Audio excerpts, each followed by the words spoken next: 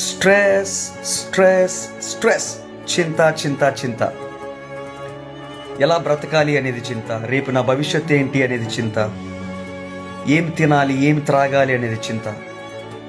యేసు అంటారు Matthew chapter 6:25-34 వరకు, మనం చింతించటం వల్ల మనం హైట్ పెరగలేము, నల్ల జుట్టు తెల్లగావదు, తెల్ల జుట్టు నల్లగావదు. అండ్ ఇన్ఫ్యాక్ట్ స్ట్రెస్ అవ్వటం వల్ల ఉన్న జుట్టు అంతా రాలిపోయింది.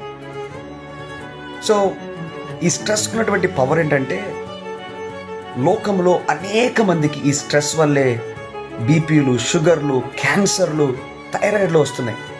కేర్స్ ఆఫ్ దిస్ వరల్డ్ అంటే ఇహలోకపు విచారాల వల్ల దేవుని వాక్యము కూడా, మనలో ఉన్నటువంటి వాక్యము, మనము విన్నటువంటి వాక్యము, ఎదిగినటువంటి వాక్యము కూడా ఇది అణగత్రొక్కేంత శక్తి గలదంట స్ట్రెస్.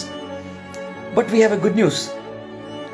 1 Peter chapter 5:7 ప్రకారంగా, by casting all our cares upon Jesus, you can be free. You can live a stress-free life.